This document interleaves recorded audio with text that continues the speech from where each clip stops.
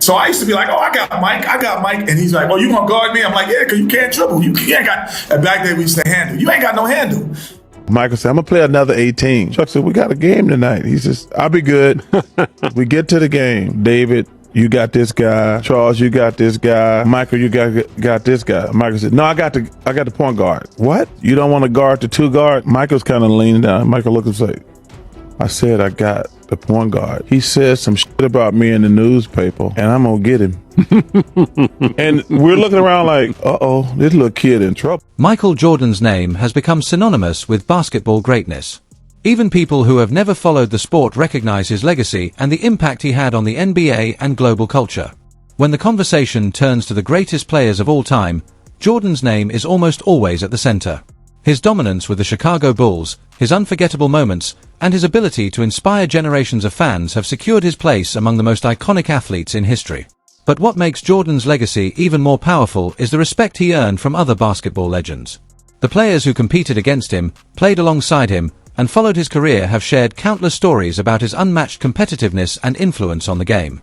One of the earliest examples came when a young Jordan faced Larry Bird and the legendary Boston Celtics during the 1986 playoffs. At the time, Bird was considered one of the best players in the world, while Jordan was carrying a young Bulls team largely on his own. The Celtics featured a roster filled with elite defenders, but even their combined efforts could not slow him down. Bird later recalled that Boston tried everything possible to contain Jordan, with different players taking turns guarding him throughout the game.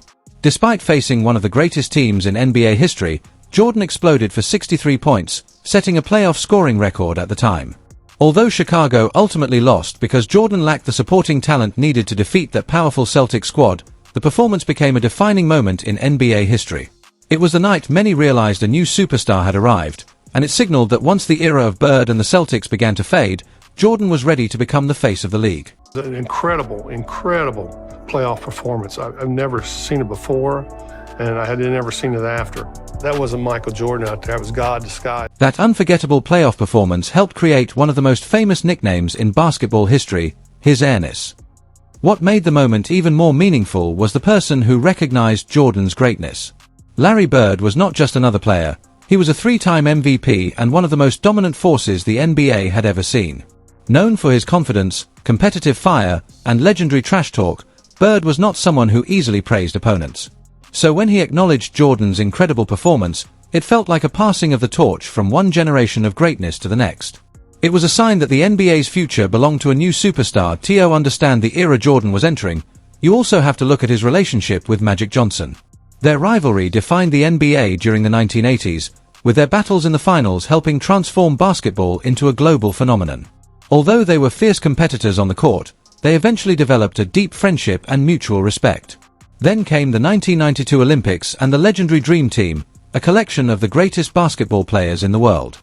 The roster featured legends like Bird and Magic, who had controlled the league for years, along with Jordan, who had already won back-to-back championships and defeated Magic's Lakers in the 1991 NBA Finals. By that point, Jordan had proven he was the new face of basketball. During the Olympic experience, he made it clear that he understood the moment, confidently embracing the idea that the NBA had entered his era and that the league now belonged to a new generation of greatness. I just want you two to know there's a new sheriff in town, and his name is Michael Jordan. Really? Yes. And we had dominated the league, both Larry and I, and the Celtics and the Lakers for the whole entire, the 80s. And so it was his turn. And so he just sat back, had his cigar, and just said, it's my league now. Wow. And it's like a bad movie. You know what we did, Jimmy? What? We said, you're right. By that stage, even legends like Magic Johnson and Larry Bird had to recognize what was happening. Michael Jordan had taken control of the NBA and established himself as the league's new standard of excellence. But the bigger question was how the next generation of stars would view the man they were expected to follow. Among those future legends was a young Kevin Garnett, who entered the NBA in the late 1990s with a reputation for unmatched intensity and confidence. Known throughout his career as one of the game's fiercest competitors and most aggressive trash talkers, Garnett was never afraid to challenge anyone. However, early in his career, he learned a valuable lesson about what it meant to challenge Michael Jordan. During a matchup against the Chicago Bulls, one of Garnett's teammates was having a strong game, and the rookie became energized, loudly celebrating their success and talking confidently about how they were performing against Jordan and the Bulls. But then Garnett realized something important. Jordan had been listening. The mood instantly changed. Garnett could feel that his words had reached the wrong person, because when Michael Jordan felt challenged, he had a reputation for responding with a level of intensity that few players could match. I can't even really describe the next like 6 to 7 minutes of play, y'all. In this next 6 to 7 minutes of play, y'all, we get 2, not 1, 2 10-second calls. You know, when you bring the ball up, you got to across half two court. 10-second calls. We down 25 now. It was just at 2. Mike had 18. He had like 40 now.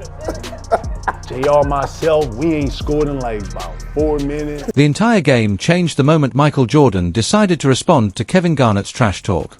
Suddenly, Jordan shifted into another level of focus, locking down opponents defensively while attacking with complete confidence on offense.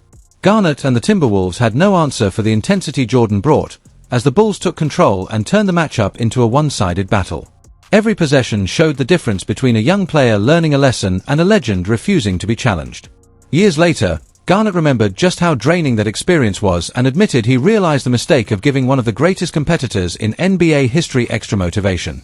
Once Jordan took something personally, there was almost no way to stop what came next. I was like, JR, man, my bad, dog. I'm sorry, man. I'm sorry. He like, it's cool, man. I told you, just shut your ass up, man. You're not fun. So you got in between the Gatorade there where you like, damn, and next thing you know, we over there like this. And Mike came down, okay, young fella, okay, damn, young fella, damn, y'all done, damn, young fella. After that experience, Kevin Garnett walked away with a lesson that many players before him had already learned. Challenging Michael Jordan came with consequences. But if we travel back even further in NBA history, before the era of Magic Johnson and Larry Bird, we find another shooting guard who helped redefine what a superstar could be. In a league traditionally dominated by big men, it was extremely rare for a guard to become the face of basketball. Before Jordan, the greatest example was Jerry West. West's influence on the sport was so significant that his image became the inspiration for the NBA logo, forever connecting him with the game itself. Beyond his incredible skills as a player, West was respected for his basketball knowledge, his character, and his ability to recognize greatness in others. His vision and talent evaluation helped build championship teams across multiple generations, making his opinions on the game's greatest players especially meaningful. So when Jerry West spoke highly of Michael Jordan, it carried a level of respect that few compliment. Fascinating connection when looking back at Jerry West's legacy, because it is easy to imagine that an older generation once made similar statements about him that fans now make about Michael Jordan. West was a complete force on the perimeter, dominating both offensively and defensively during his era while consistently performing at an elite level. That is why the mutual respect between West and Jordan feels so natural, even though they never had the opportunity to face each other in an NBA game. Another basketball figure whose influence has extended far beyond his playing days is Kenny the Jet Smith. Known today as a popular analyst on Inside the NBA, Smith was also a talented shooting guard during the 1990s and experienced firsthand what it was like to compete during Jordan's era. What makes his perspective unique is that he knew Jordan before the NBA spotlight, as the two were teammates at the University of North Carolina. Smith has often spoken about Jordan's mindset long before he became a global superstar, especially highlighting his incredible dedication and relentless desire to improve. Even as a young college player, Jordan's commitment to mastering every part of his game was already clear, showing the mentality that would eventually help him become one of the greatest players in basketball history. He never stopped working, man. Like, his stuff is not an accident. Like, it's not like, oh, he was gifted. No. He was the most fundamentally sound player that ever played the game. If you watch the videos, his left hand is in the correct passing lane. His footwork is impeccable. Offensively, his jab step is always ball move, feet stay still. Like, all of those things were all the time. And then he was the best athlete. Most guys who were that athletic didn't rely on package, right? On Draymond Green's podcast, Kenny the Jet Smith revealed that Michael Jordan was not always the unstoppable player fans remember today. Smith explained that young Jordan still had weaknesses, especially with his ball handling skills, and those flaws gave opponents opportunities to challenge him. But what impressed Smith most was Jordan's response. Instead of accepting those weaknesses, Jordan spent entire summers working on his game until every weakness became a strength. That relentless drive to improve was a major reason Jordan evolved into one of the most complete and dominant players in NBA history. I'll say this about him, Drake. He's the only best player in basketball history that the things he came in that was his weaknesses were his strengths when he left the league. His ball handling, his shooting, his turnaround jump shot, his post game was probably some of his weaknesses. Those were his strengths when he left the league. Jordan's early weaknesses eventually became the biggest strengths of his career. His ball handling, shooting, turnaround jumper, and post moves were once areas he needed to improve, but through relentless practice and dedication, those same skills became the tools that made him nearly impossible to defend. It's hard to imagine Michael Jordan without his legendary footwork, smooth fadeaway, and elite scoring ability, but those traits were developed over time through his obsession with becoming better. What truly separated Jordan from other athletes was his refusal to accept any weakness in his game. By the time he reached his prime, he had transformed himself into a complete player with almost no flaws for opponents to exploit. That mindset made him an inspiration for generations of basketball players, with even NBA stars like Dwayne Wade describing the experience of being around Jordan as something truly unforgettable. Like, my basketball lifespan had ended, and I ended up in basketball heaven. It's a metaphor for life, right? Yeah. And to just be there, to be able to experience, something that Hall of Fame is great. Getting your jersey retired is great. For me, as a kid, I didn't have my family there. I didn't really want my family there. That was individually my moment as a young kid growing up, wanting to be one of the greatest ever played a game. Yeah. And I got a chance to put on that jacket and be next to my favorite player as one of the greatest to ever play. Dwayne Wade once described being around Michael Jordan as a moment that felt almost unreal, comparing it to reaching basketball heaven. For him, the experience represented more than awards, Hall of Fame honors, or having a jersey retired. It was about fulfilling a childhood dream of standing beside one of the greatest players ever and sharing a moment with a person who inspired him to chase greatness. Wade explained that being there as a young player who wanted to become one of the best in the game was something he would never forget. That same inspiration was felt by Kobe Bryant when he entered the NBA in 1996 as one of the most highly regarded high school prospects in basketball history. At the time, Michael Jordan was dominating the league, collecting championships, MVP awards, and setting the standard for what elite greatness looked like. Kobe entered the NBA with one goal: to compete against the very best and eventually create his own legendary legacy. I used to work out with the 76ers. I used to ask him, what's it like to guard Mike? Mike? You mean Black Jesus? I'm like, what the fuck? Black who? Oh, we call him Black Jesus. Or you can call him Black Cat. I'm like, I'm gonna call him fucking Mike. That's his fucking name. So the level of fear that he inspired in others was insane. Wow. And I would tell him, I said, when I face him, we're gonna go at it. He says, oh, you don't wanna do that. I'm like, what? Man, you don't know me, man. This quote highlights two important things about Kobe Bryant and Michael Jordan. First, Kobe's confidence was extraordinary, especially for a teenager entering the NBA. He carried himself with the belief that he belonged among the greatest players in the world, a mindset that separated him from many experienced veterans. Second, it shows just how powerful Jordan's reputation was during the 1990s. His dominance was so overwhelming that even the idea of challenging him felt like a major statement. However, some people believe Jordan's success was also connected to the strength of the Chicago Bulls as a team. One person who has expressed that opinion is Scottie Pippen, which makes it especially interesting because he was Jordan's closest teammate and the second star behind the Bulls dynasty.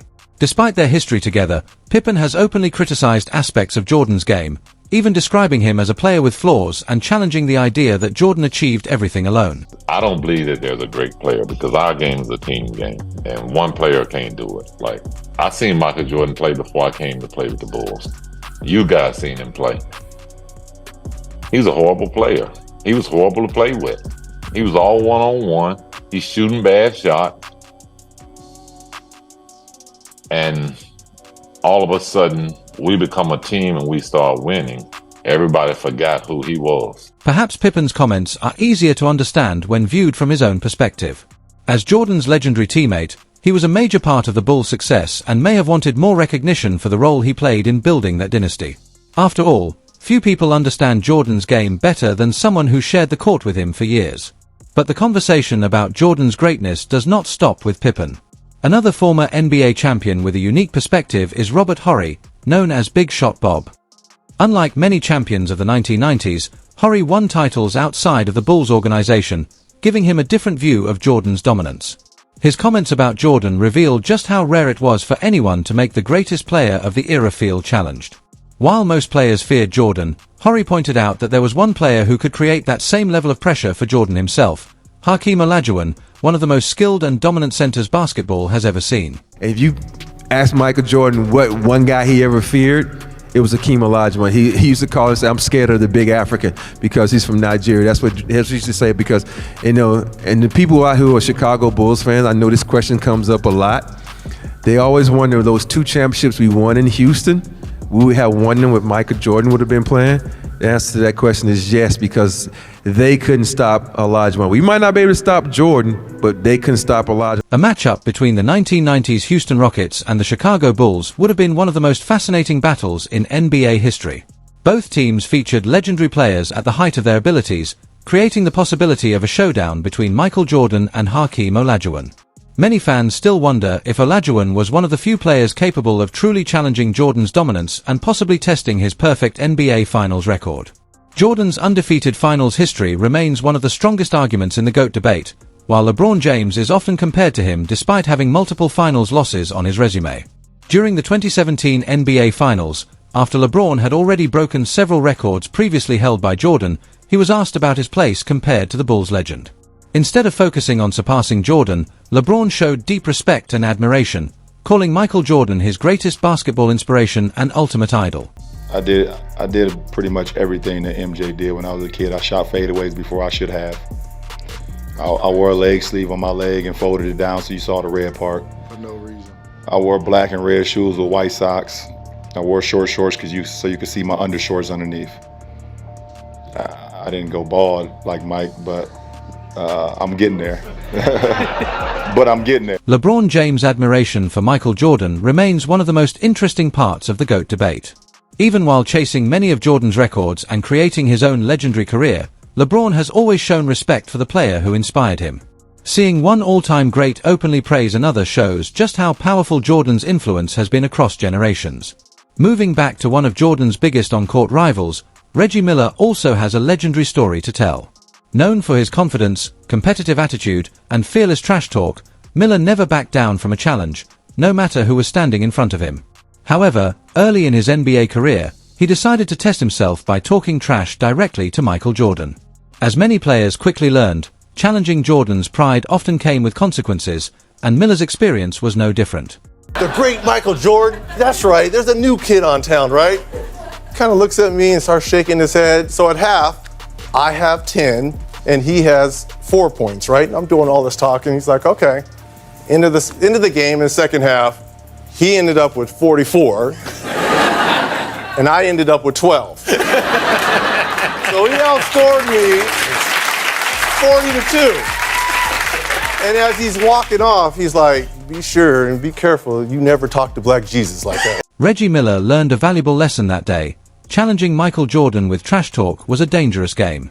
Jordan had a rare ability to instantly raise his level of intensity whenever he felt disrespected, almost like a switch had been turned on. The slightest bit of motivation could transform him into an unstoppable force on both ends of the court. Many of his opponents believed that giving Jordan extra motivation was one of the biggest mistakes a player could make because he used every challenge as fuel.